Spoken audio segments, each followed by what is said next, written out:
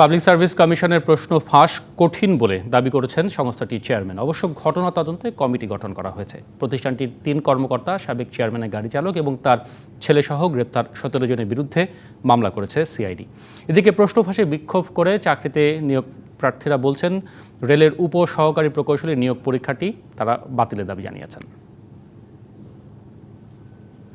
Public service কমিশনের ২ উপপরিচালক, ১ সহকারী পরিচালক, প্রতিষ্ঠানটির সাবেক চেয়ারম্যানের গাড়ি চালক, তার ছেলেসহ সিআইডির হাতে আটক ১৭ জন, যাদের মধ্যে আছেন ঢাকা বিশ্ববিদ্যালয়ের সাবেক ছাত্রলীগ নেতা, ঢাকা ও নারায়ণগঞ্জ পাসপোর্ট অফিসের ২ কর্মচারী ছাড়াও ব্যবসায়ী, সোহরাওয়ার্দী হাসপাতালের কর্মচারীও।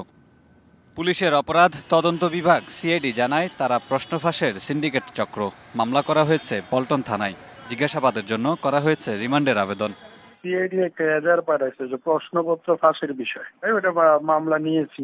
সিআইডি বাদী তারাই তদন্ত করবে। ৩১ জন আর অজ্ঞাতনামা আপনার আছে ৫০-৬০ জনের মতো। গ্রেপ্তারকৃতরা গেল ৫ জুলাই রেলওয়ের নিয়োগ পরীক্ষার প্রশ্ন ফাঁসের ঘটনায় জড়িত। মঙ্গলবার এই পরীক্ষা বাতিলের দাবিতে পিএসসির সামনে বিক্ষোভ করেছেন পরীক্ষার্থীরা। নগদের কাছে সব গ্রাহকই প্রিয়, তাই তো সারা দেশে ক্যাশ আউট চার্জ সবচেয়ে কম। পিএসসি একটা সাংবিধানিক প্রতিষ্ঠান, কিন্তু তারা কাজ করেছে অসাংবিধানিক। অর্থাৎ যেখানে সবচেয়ে মানুষের আশা ভরসার জায়গাটা হচ্ছে পিএসসি, সেখানেই ঘটেছে প্রশ্ন ফাঁসের ঘটনা। এর আগেও পিএসসি আরো এরকম 30টা নিয়োগ এই কাজগুলো করছে। আমাদের কথা হলো এটাই যে পরীক্ষাগুলো আবার দ্বিতীয়বার নেওয়া হোক। এক পর্যায়ে তাদের ডাকা হয় চেয়ারম্যানের কক্ষে। বৈঠক শেষে তারা জানান, এতে সন্তুষ্ট নন তারা।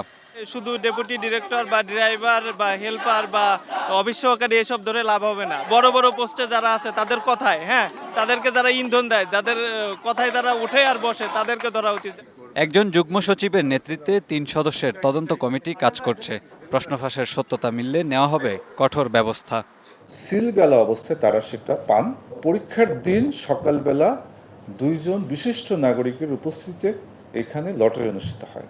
তখন 6 সেটের মধ্যে একটা সেট নির্ণীত হয়। ভীষণ কঠিন, এবং প্রশ্ন ফাঁস করতে হলে আপনার 6 সেট ফাঁস করতে হবে। কোনো একটা সেট তো আসবে লটারির আগে তো আল্লাহ ছাড়া আর কেউ বলতে পারে লটারি থেকে আসবে। গ্রেপ্তারকৃতরা ৫ জুলাই অনুষ্ঠিত রেলওয়ের উপসহকারী প্রকৌশলী নিয়োগ পরীক্ষায় প্রশ্নপত্র ফাঁসে জড়িত ছিলেন।